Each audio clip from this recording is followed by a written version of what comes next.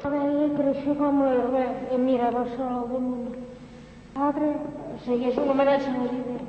L'altre és un homenatge a la seva mort, que va ser en un mar molt turbulent. I per això vaig pintar aquestes onades, que són netes, nítides, però se'ns el van amb aquest remolet.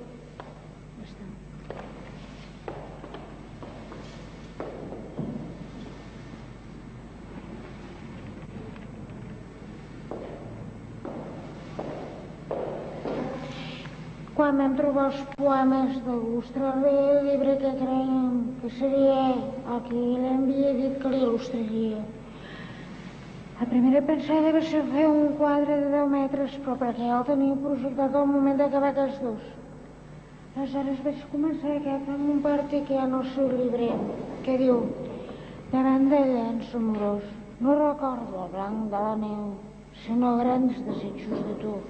Per mi, darrere d'aquestes paraules es mostra una vida una mica conflictiva. Pensem que jo s'és reconegut de tota la vida, sabut dins de l'ambient que es desenvolupava com seguia.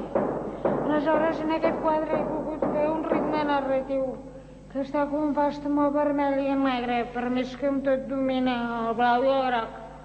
El que val és el vermell i el negre. Bé, doncs, trobem aquí un naixement de vermell que per això el conflicte de què acabo de parlar, que va continuant de forma discontínua, però va solucionant per tot arreu, fins que aquí comença a tenir una definició pròpia, com un val. Per ser la presentació de què surt el seu esperit verdader, la seva manera de ser, la seva personalitat. Esclata, s'escampa en camps luminosos, que hi ha una sensualitat i una força dins de la pinzellada. Això, evidentment, és art formal, però sobretot gestual. Aleshores, tots aquests representen la seva vigorositat. Potser el que ha volgut escriure, potser el que ell sento per el que ha escrit, les dues coses a la vegada. Ens trobem en camps molt nítids i pinzellades molt clares, que és el que ell va poder escriure bé. Aquí es va aprofundint el camp, ja no hi ha elements suaus, sinó que s'agafa un volum global. Tota l'obra pren mesura del seu, es va omplint. Desapareix una mica el vermell, torna a aparèixer, però és perquè hi ha la plenitud de l'artista aquí. Arribem a un moment, hi ha unes interferències de blaus, s'acaba potser una mica aquesta nitidesa, hi ha una turbulència nova, però ja no amb els colors del primer, sinó blaus, nítids, bonics, però el vermell insisteix. Aquí, si es cau la seva mà, es deixem. I llavors ens trobem en un espai buit molt turbulent, molt negre. És que recuperem una altra vegada el vermell. Serà per als poemes que m'il·lustraré.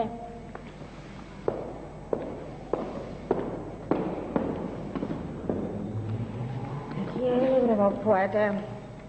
Comença amb el pràctic que he dit abans. Hi ha una mica de diari. Després comença la balada del Perete. Pere Cercantada, a la nit, en l'exili i horizontalitat de l'estimació. Ens tornem a trobar amb el vermell, que és aquest pòrtic.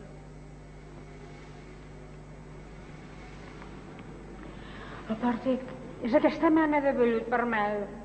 És un retorn d'allò que hem deixat allà, però preciós, ric. Hi ha una matèria molt rica aquí.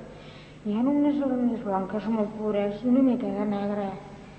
Representa que tornem a agafar la seva manera de ser, el que ell va deixar per nosaltres.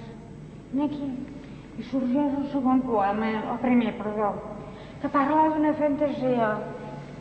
Com és, no els diumenys de la nit, són idonis per amar, etc. Aleshores d'aquí ens n'anem amb un altre, que és el segon. Amics de velles cançons marineres que jo el tinc il·lustrat amb una altra banda. Aquest també és una fantasia. Quan arribem amb aquest, parla de llum, parla de rocades solars, parla de la personalitat dels pirates d'aquí, i dels pirates i dels contrabandistes. Parla. Aquí Parla amb aquest tercer que sempre en el mateix port, sempre en la mateixa dona. És molt bonic, és molt fort, té molta força. Aquí trobem una personalitat del noi, molt accentuada. En l'altre, Schnauzer d'un rumb, que no mena atzar, sinó aventura. I es veu clarament que hi ha un vaixell, una posta de sol, és una mica romàntic, però serveix. Schnauzer d'un rumb, que no mena atzar, sinó aventura. Aquí ens parla de vestidures voleians, que de petent, que volants de tota l'obra. Aquí ens parla d'aigües termals i d'un forat negre, sempre és. Aquest és molt fort. Parla de dos éssers, de ser home i dona. És molt bonica també, però és molt forta. I per últim, arriba la més important, que és aquesta, que torna bé a la fi, a l'hàbit de tantes estades. Per amar-te com sempre, sent l'espectre, de fugir amb la fòlia de romandre, que ho tornaré per ajaçar-me, melancònic del somni, menstruós, amb la còrpora esfondrada, enmig de batalles vehements, devorar àlbers i pollams. Les estades, evidentment, són tots els pas dels papers. L'esperit, el retornar d'ell, és aquest negre petitó que hi ha damunt del vermell. El tenim entre nosaltres, l'últim que ens va deixar, el més bonic, el més bonic.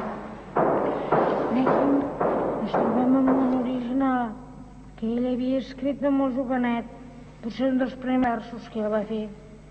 Vaig intentar una connexió entre l'electrografia i l'aquarela, com a dues tècniques, una de les més antigues i l'altra de les més noves. No va ser possible tirar la recerca endavant perquè era molt perillosa. Em vaig limitar a fer-ne unes 4 o 5 i prou. Llavors aquesta és molt significativa i molt simbòlica. Aquí acaba el poema dient, per morir, com moriré jo, dins del mar. He volgut pintar aquest mar, l'he volgut pintar amb ell a la vegada, amb l'autografia. Allà tenim la seva ploma, també molt vermell persistent, que alegre de què he parlat, que té la mateixa tècnica que l'altre. Parla de tants mars d'amor, aquests mars on ell va morir. També ens trobem amb una carta dirigida a un amic que té la coincidència d'estar anomenada en aquests diaris. És interessant, és molt interessant, no sabia dir. Per això ens demostra la manera d'escriure el Cesc. Ho provava, ho rectificava i tornava a treballar. Volia un catàleg que l'any nítid, ben fet, no es limitava en qualsevol cosa. Aquí tenim la seva imatge. És una imatge que està feta en pantalla. 4 vegades més gran del que eren. És una imatge que té un tractament electrogràfic molt especial. Hem volgut recordar-lo a partir de l'última foto que ens va deixar d'ell, però d'una nova manera, perquè ara ja no estaria igual tampoc, seria més gran, tindria una altra imatge més madur. Però ens ha quedat el seu record gravat aquí. A partir de l'obra feta abans s'ha fet tota aquesta reproducció, dins d'aquestes carpetes amb els seus poemes, tan nets i nítids com segurament ell hauria volgut.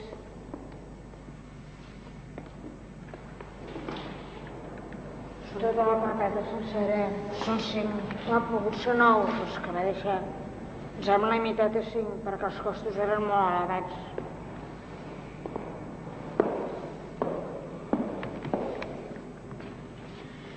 En aquesta imatge també té un tractament electrogràfic però és tècnica mixta. El color està posat a mà. No, m'enganyeu. Ara ho recordo. Això també és una electrografia feta com les altres. És bonica, molt interessant. Sembla que va ser l'última que vaig tancar perquè es va quedar enganxada a la màquina. Però s'ha donat una imatge molt interessant. Aquí s'han recollit diversos elements, la meva mà, intentant recuperar la seva imatge, la seva història. Tots aquests bolígrafs o estilògrafs eren de propietat teva i han estat reproduïts de forma directa. Aquí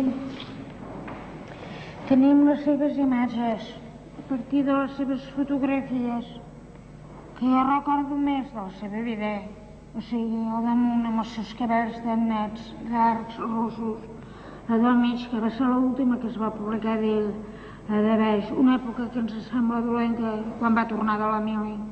Tot això, i a partir d'aquestes, ha sigut el que s'ha fet tota la creació d'aquestes vitrines, adaptant unes formes per poder introduir els poemes, d'altres més per aconseguir la seva imatge. Podem veure tot amb la fotografia. És el que han sigut el treball dels cursos de doctorat, és el que es reproduiria si s'acabés la tesi i s'enviés per VFX.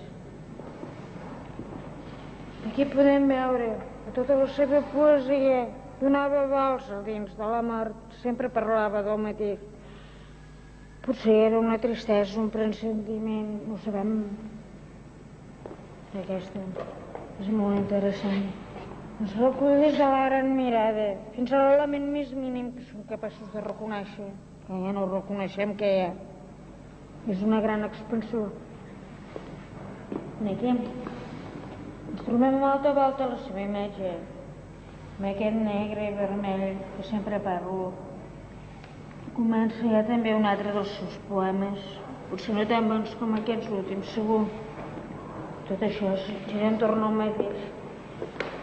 En el seu exlibri se'm vaig trobar amb la casualitat que se'm va escollir dintre de 4 alumnes que fèiem aquest curs de doctorat. Quan vaig anar a demanar les notes a la feina, em van dir que no me'l podien tornar perquè estava exposat a Portugal. Gairebé que vaig tenir una sort. Vaig preguntar el per què.